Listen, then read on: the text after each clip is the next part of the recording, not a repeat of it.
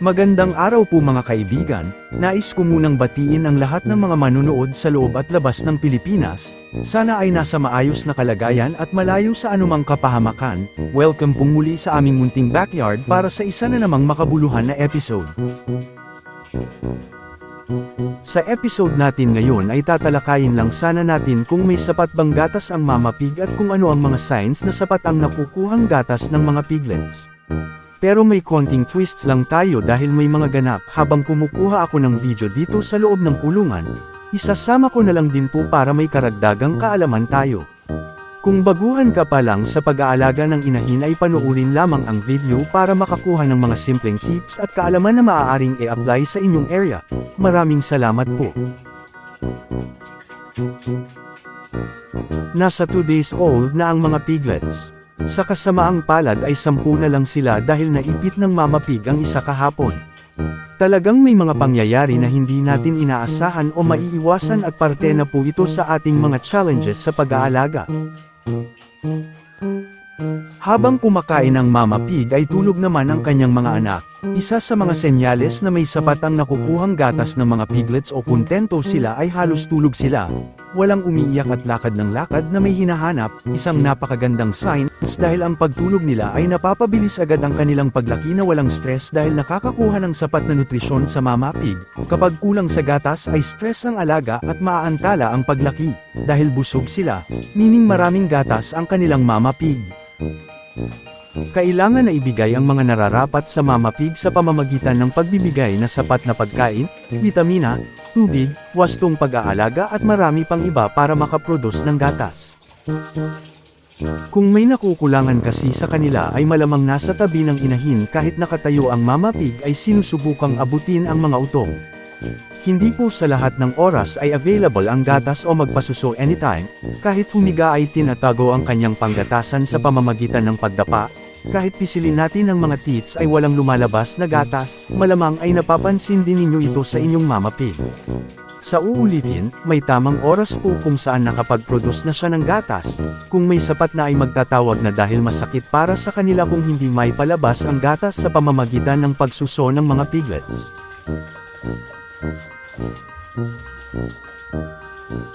Ito na po ang sinasabi kong itatampok natin sa video dahil nakuhanan sa kamera. Nasa ikalawang araw na pagkatapos manganak ng Mama Pig. Isang magandang sign na nakaihi na siya tanda nang bumabalik na sa normal ang kanyang sistema. Nakaihi na po siya pagkalipas ng 24 na oras mula manganak pero pansinin niyo muna ang pag-ihi niya at mamaya ay may tatalakayin tayo patungkol dito.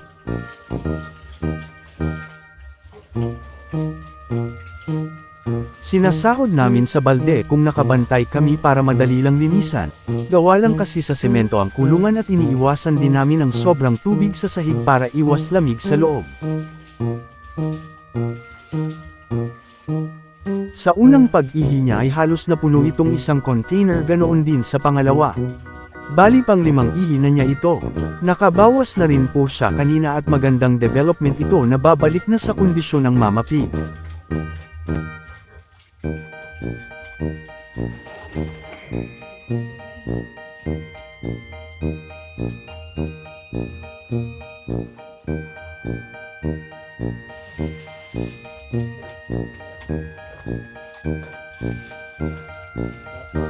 Napansin niyo ba na matagal matapos at putol-putol ang pag-ihi?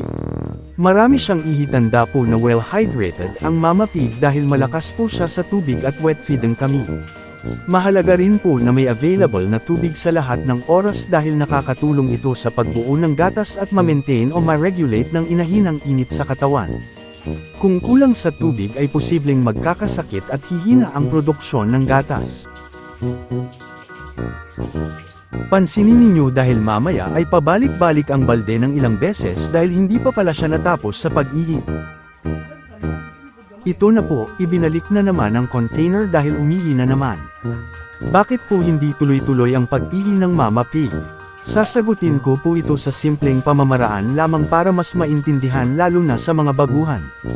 Kapag dumating na ang araw ng pag-labor o manganak na ay nagsasara po ang lahat ng mga daanan ng ihi at dumi para magbigay daan sa dadaanan ng mga biik upang sila ay isilang. Kung hindi magsasara ang daanan ng ihi at dumi, malakas ang pressure habang manganak dahil sa pag-ere baka kasama ng mga biik ang ihi at dumi sa paglabas. Kung mapapansin habang nag-labor pa sila ay panay ang ihi at dumi pero pakonti-konti lang hanggang umabot na manganak na. Ibig sabihin ay magsasara na ang labasan ng ihi at dumi. Dahil may pressure ay may nakakalabas na ihi at dumi na pakonti-konti hanggang tuluyan na nga itong magsara at magaganap na ang panganganak. Dahil tapos na ang panganganak ay kusang magbubukas naman ang mga daanan ng ihi at dumi. Kaya ang ina-advise kapag bagong anak ay limit muna sa pagkain dahil hindi sila makakabawas agad sa loob ng 3 araw. Kapag nakabawas na ay tsaka nadagdagan ng pagkain, normally po nauuna silang umihi kaysa makadumi. Sa nakikita ninyo na paputol-putol ang ihi dahil hindi pa masyadong nakabalik sa pagbukas ang daanan ng ihi. Ang importante ay nakaihi at bawas na ang alaga.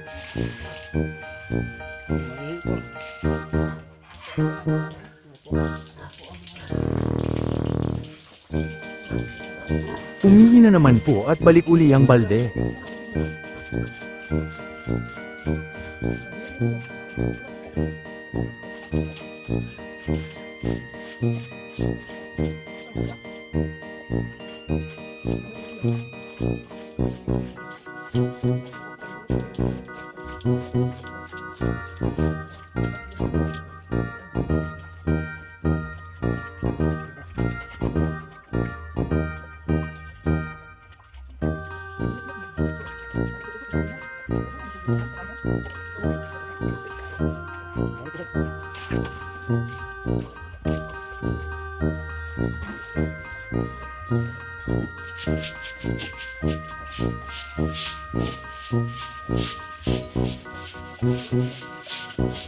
Nagising na tuloy ang mga biik dahil sa ingay ng walis.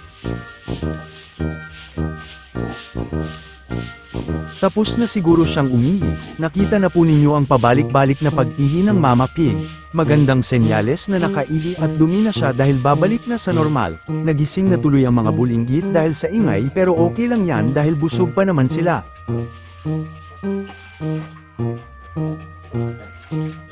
May isa pa po akong ibabahagi sa inyo at mahalagang mapag-usapan na rin natin.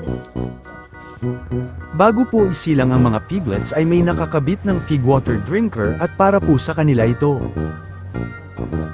Masdan po ninyo ang iba na parang naglalaro o umiinom na ng tubig. Sa uulitin, nasa 2 araw pa po ang mga edad nila. Bilang paghahanda ay tinuturuan po natin silang kumain at uminom sa murang edad.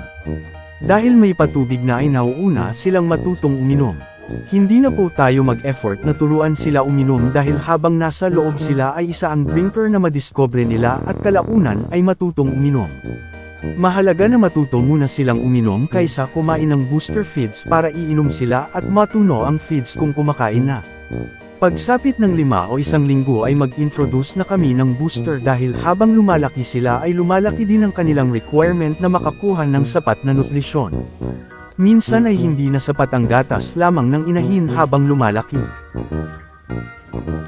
May marunong nang uminom sa kanila at hindi na tayo magkakaproblema lalo na kung may ilalagay tayong gamot o bitamina kung kinakailangan.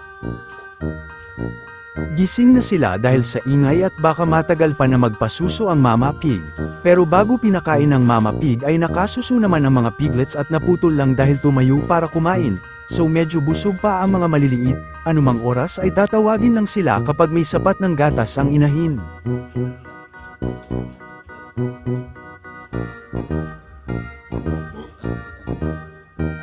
Bago tayo magtapos ay short recap lang po. Una, ay ang pagkakaroon ng sapat na gatas ng inahin sa wastong pag-aalaga. Ano ang mga senyales na sapat din ang nakukuhang gatas ng mga biik?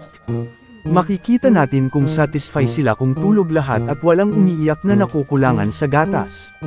Pangalawa, natalakay natin ang mga dahilan kung bakit hindi kaagad nakakaihi at dumi ang inahin. Dahil ito sa pagsara sa daanan ng ihi at dumi upang bigyang daan ang panganganak. At pangatlo, ay ang pagdiskobre ng mga biik na uminom na hindi na tayo nag-effort. Mainam na maglagay ng drinker at pagtuklas nila para uminom ng tubig, at ang kahalagahan ng tubig bilang paghahanda din sa pagtutulong na kumain ng booster feeds. Nakahiga na si Mama Pig at nagpapahinga muna at kailangan niya rin ito para makarecover.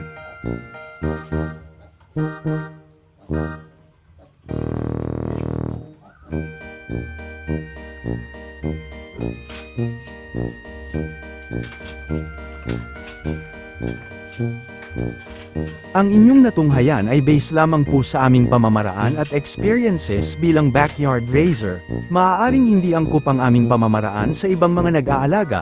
Hanggang dito na lamang po ang aking video. Sana ay inyong nagustuhan at may nakuhang mga simpleng kaalaman sa munti kong ibinahagi. Hanggang sa muli, daghang salamat sa inyong oras sa panunood at happy farming po mga kaibigan.